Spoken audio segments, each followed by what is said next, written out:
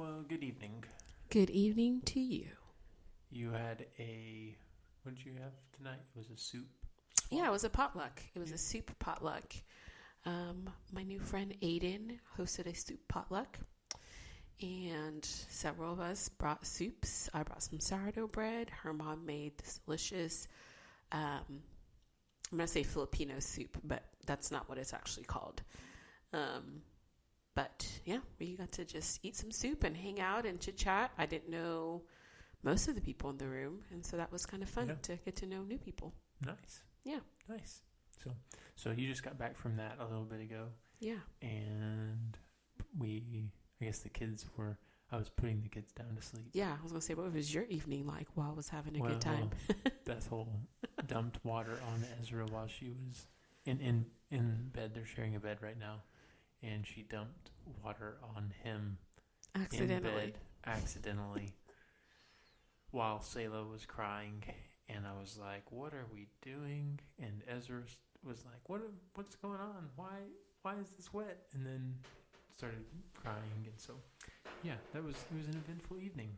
And then before that, we watched a couple episodes of Avatar: The Last Airbender. Y'all didn't watch Tuttle Twins. We did not watch Tuttle Twins. Nope, not tonight. That's not what they... Maybe it's that I suggested Avatar because that's what we've done in the past. I don't know. I know they were really excited about Tuttle Twins. Yeah. Huh. I was actually telling somebody, I was like, I bet they're probably watching Tuttle Twins. That's funny. Because Ezra had been like, new episode. Yeah, well, I don't know. Yeah, that wasn't what that's not what we watched. So I guess that's not what they wanted all that badly. Yeah. So anyway, I think tonight we said we were going to talk a little bit. We stopped our last episode talking about the first year of marriage, or us getting engaged and getting married. Yeah, leading up. We were going to pick up from there just as kind of part of our introduction series on... Just learning more about us? Yeah. I guess telling people more about us, talking about us. Yes. I don't know. That was worded kind of differently, but you knew what I meant. Yeah. So anyway, I guess, kicking off from us getting married and kind of, we went on our honeymoon, went to San Francisco after we went on our honeymoon. Yeah, so we did our honeymoon that week, and then the week after. We went to San Francisco, to inner city San Francisco, Tenderloin for a mission trip with our church. And then we came back, and I was still in school, so I went back to school. And I also had a job on campus that I went back to. And I guess you had a job too. I was working as a teacher's aide. Yeah, so you were working at... Yeah, because we got married March, and so I finished out the school year. Yeah. And then we had a whole summer where I was still working. And I was getting paid as an aide still, if I remember correctly. And then, that whole first year was actually pretty great. It was pretty awesome. Yeah. We had a couple of roommates, I think. Yeah, we did. Were with us at that point. And yep. We had your sister, Bethany. We had our friend Christian. Yeah, I think she moved in at the beginning of the fall. We had a lot of people living with us at that duplex. I don't even remember what the timeline was. Bethany was there basically the whole time. She was the constant, and then people came in and went. Yeah. But yeah, so first year was really great. I'm trying to think of like notable things from that first year. We did a lot of potlucks. We did do a lot of potlucks. So we hosted a lot of potlucks. We hosted a lot of get-togethers. Spent a lot of time at Java Jack's. We walked a lot. We did walk a lot. We just walked. And we were talking about this earlier. Somebody gifted us, not for our wedding, but like soon after, they gifted us a bread maker. Like one of those, you put all the ingredients into the bread maker and then hit a button and you make bread. And we ate a lot of bread. I gained a lot of bread. I gained a decent amount of weight. I think we were walking a lot, and I was walking. You were walking to work. You were walking to class. We were walking to Java Jack's, which was kind of a ways. It was about a mile and a half from our house. And so, there was a lot of walking. but I definitely gained weight. I forgot about that. What? That we walked so much that probably, because you were like, I didn't gain that much weight, but it was like noticeable enough that we you were talking like, about this earlier. yeah. And you were like, it was, and I said it was noticeable enough to you that you're like, we need to get rid of this bread maker. Yeah. But then I didn't count the fact that we were walking miles. So that actually helped you. It did. Yeah. So we were married for that first year, and then I was still in school. And then where were you working? After working as a teacher aide, I worked as a Spanish teacher. So remember that fall I started. That's right. You did start. We had the summer, fall. and then Yeah. that fall I started working as a Spanish teacher. I taught That's correct. middle school Spanish at 2 middle schools. At the same time. I went back and forth. I taught in the morning at one, and then had a lunch break, and then transitioned to the other school. So I did that for a year. You actually were in the newspaper. One of our friends works for the newspaper. Shout out to Adam Peasley. Yeah, and he was like, "Hey, I really need to do like a story, like a public interest story sort of thing, person of interest story. Can I do a story on you?" Yeah, that made me uncomfortable. And so you were on the front page of the local paper for being a Spanish teacher, which was kind of funny. Yeah, it was kind of, yeah. It's kind of funny. I think he touched a little bit on like me being born in Russia, and I need to find that because I bet the kids would love to They'd look at probably it. look at it. That'd be fun. So anyway, so you were working. I was still going to school, and then, yeah, I think that whole first year, like I said, was pretty great. I think like I said before, the marriage counseling that we had was just really, really helpful for us. I think coming from different backgrounds, different home lives and everything, we were just able to connect and work through a lot of the issues that we came up against. And so that was just, once again, that was just such a huge blessing. Yeah, it really helped us just have a really, like, we really enjoyed the first year. It was like we were still around a lot of our friends. Probably the greatest weird thing about that was that we had been, and this is something we've talked about, but how when people start dating, a lot of times they kind of become inward focused. Oh, yeah, we talked about that. Yeah, and how they become inward focused, and then especially when they are like in the process of like getting engaged and stuff, they become really, really inward focused. And then it's just a tendency we've seen over and over. And then maybe midway through engagement or potentially, after they're married even, depending on how long their engagement is, there's like a switch that happens and they're like, oh, we want to be around people now. But they haven't been fostering that community through the entire time. And so for us, it was funny because I think we actually did continue, like we knew that was a possibility, and so we really did try to include ourselves into community functions, doing things while we were dating. Yeah, like we weren't engaged. Just the two of us doing things. And then when we got married, though, it was funny because all of a sudden people stopped inviting us to hang out. Yeah, I had to have a conversation with a friend. Because they were doing things and hanging out and having a good time, and I was free after work, so I was like, why am I not getting invited? Yeah. And eventually we talked about it, and she's like, well, you're married now, and I didn't know if you like would have time to do it, like, is Stan coming too, or like, I was like, whoa, okay. Yeah. Not much has changed. Yes, a lot has changed, but we are still the same people and we still function the same. So I can hang out with just you girls without Than. We don't have to be together all the time. But because we were some of the first to get married in a lot of our friend groups, it was kind of like, what is this? Like what are the dynamics changed a little bit? Yeah. And I think it was something that we talked about really early on, is that we didn't want our relationship to be about us. We wanted it to be about Jesus, and then we also wanted it to be about people. Mm-hmm. And I think we had covered some of that kind of thing in some of our marriage counseling too.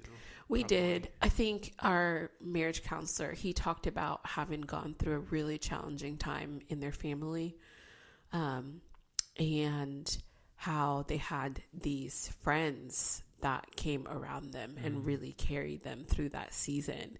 And I think that marked us in a really deep way, that they were, I don't remember how old they were, probably in their 50s. This was like,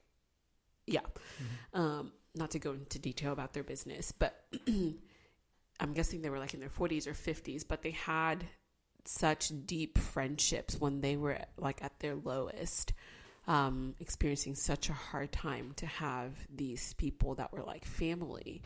And Dan and I, like you and I talked, and it was like, these friendships didn't like just start overnight. They didn't have this depth of friendship without really investing in these relationships. And it starts when you're in your 20s and in your 30s. Not that you can't make deep friendships when you're older.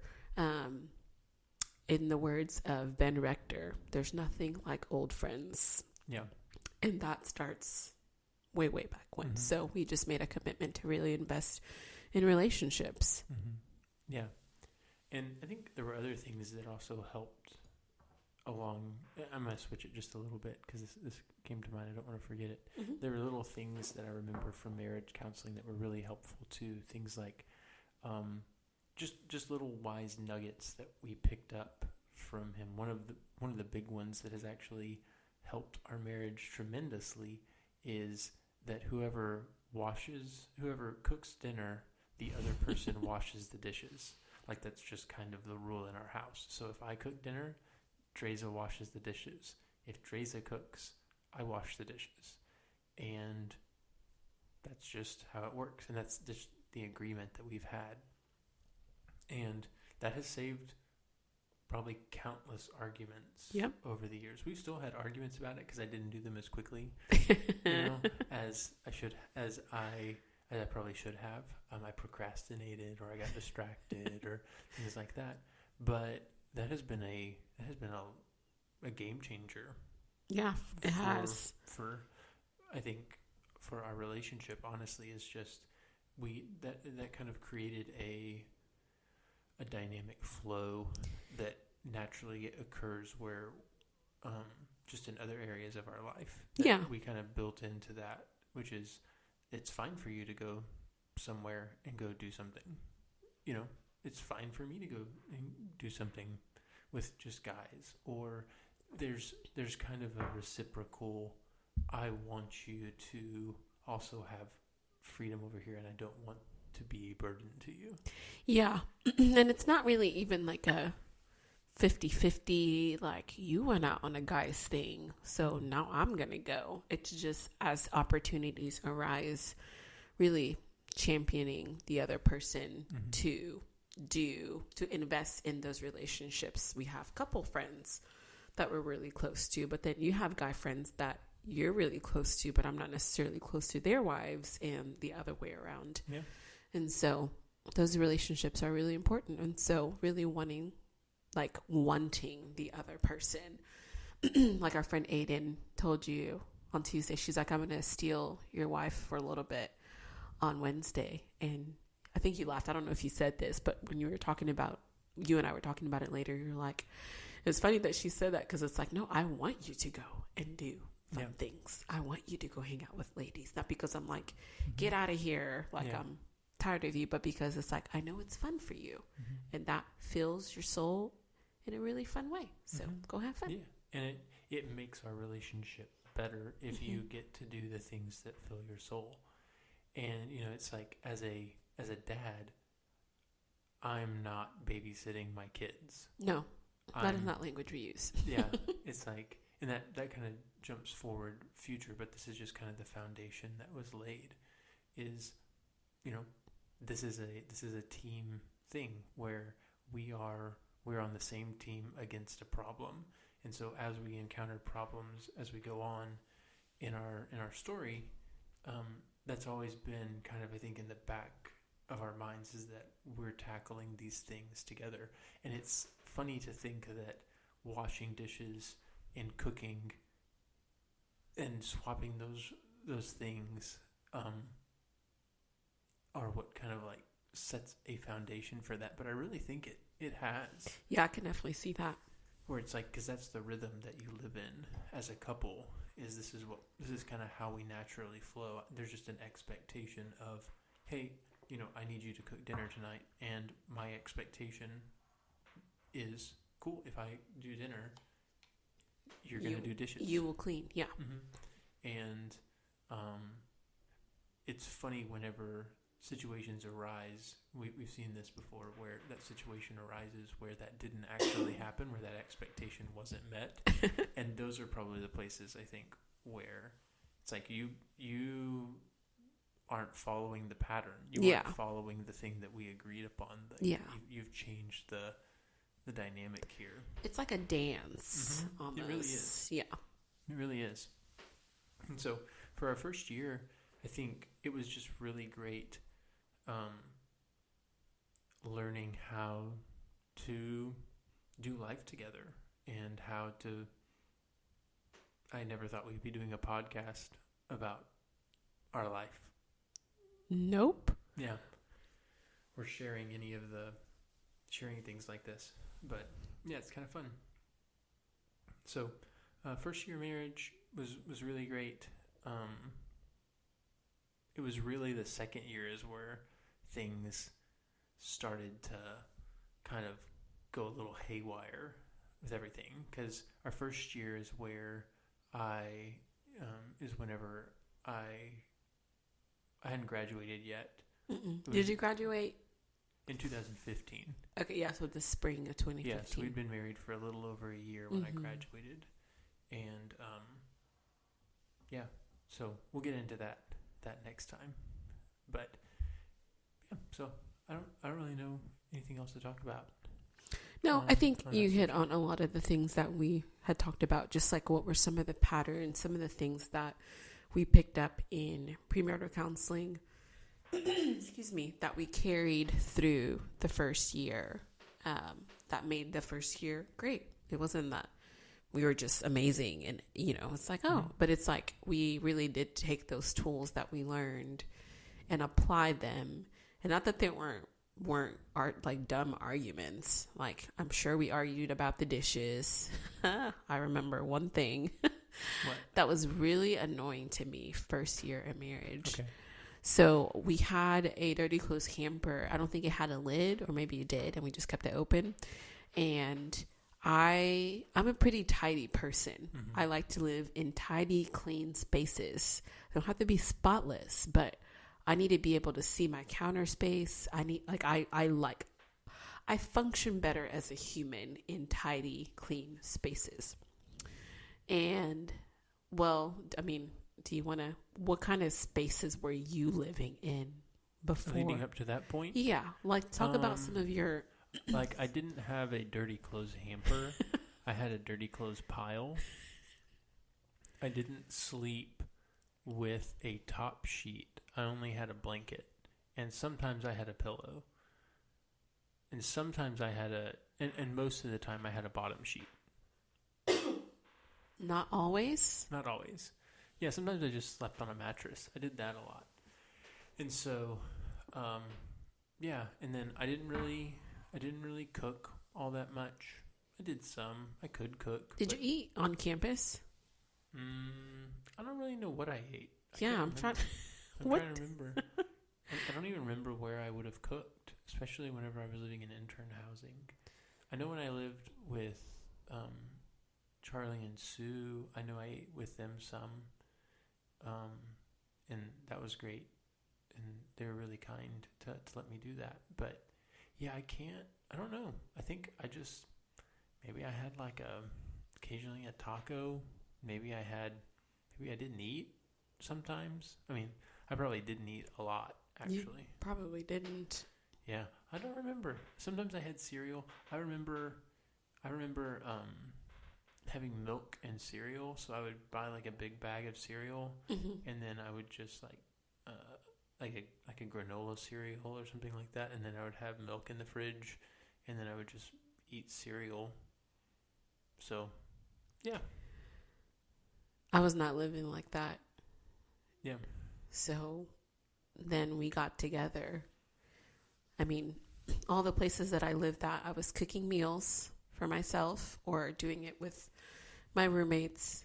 I probably didn't ever skip a meal, and cereal was not a part of the lineup of what I was eating. I mean, I wasn't eating like I'm eating now, but I definitely was like eating most meals. But I was cooking, at least, and I just remember thinking when we got together, it was like, oh, Yeah, there were definitely little surprises like that. Oh, with the hamper, the thing. Yeah, you didn't finish. I did not finish. I do that a lot.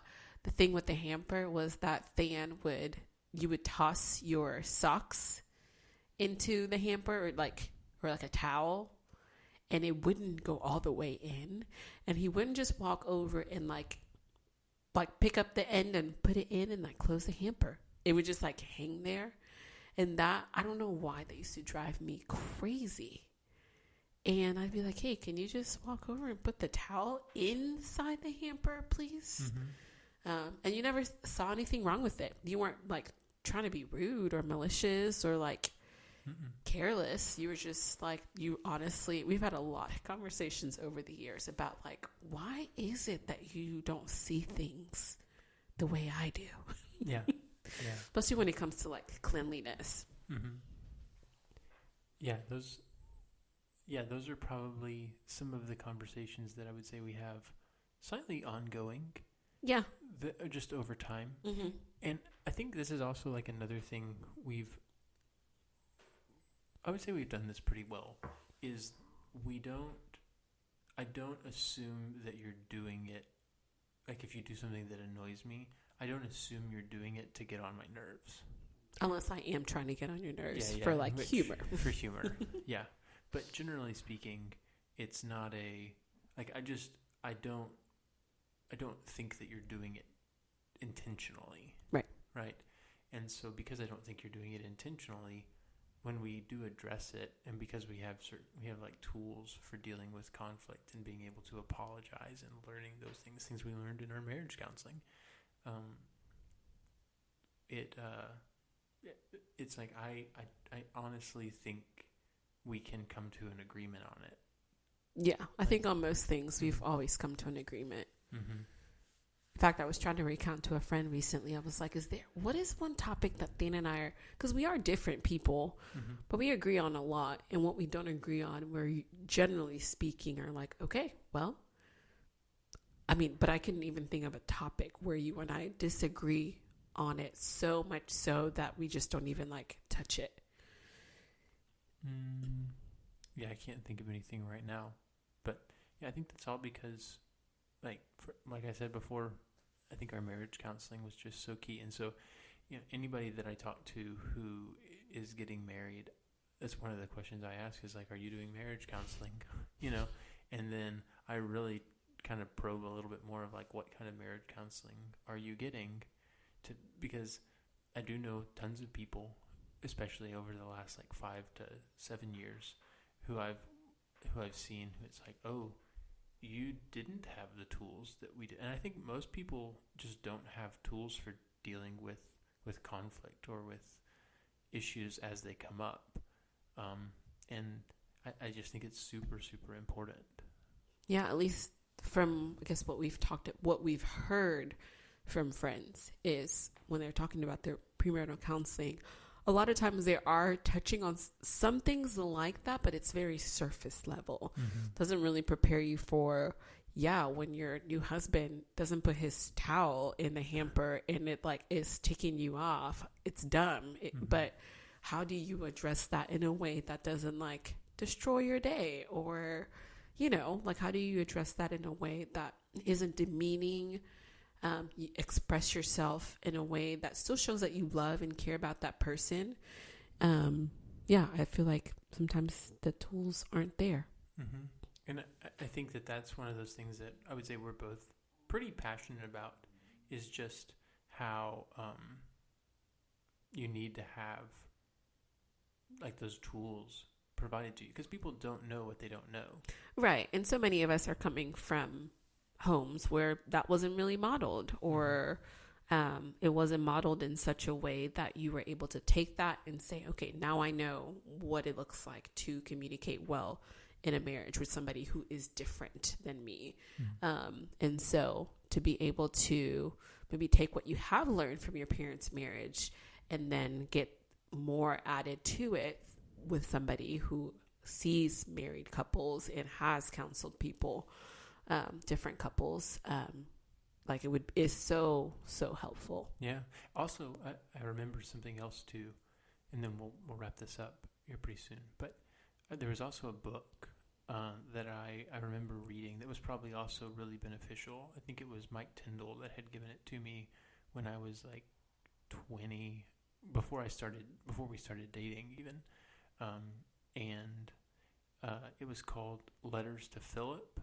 And then there was a book called Letters to Karen, and it was this pastor who had written this series of letters to his son and to his daughter to just advise them on things that he had seen over his years. I think he had done a lot of pastoral counseling. He might have even been a professional counselor too, but he had done a lot of counseling, and so it's all these just letters that these letters that he's written on different topics to help them in the beginning part of their marriage and even longer.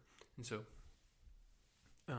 that's honestly a resource too that I would recommend to people, because it was really, really beneficial just for me kind of getting my head around the idea of disagreements, the idea of this isn't always going to just be awesome all the time. But he also gives practical things for how to think about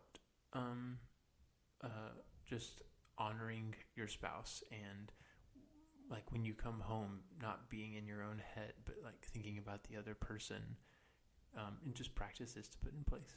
Yeah, the title is Letters to Philip on How to Treat a Woman, a plain-spoken practical guide to the man's role in love and marriage, by Charlie W. Shedd.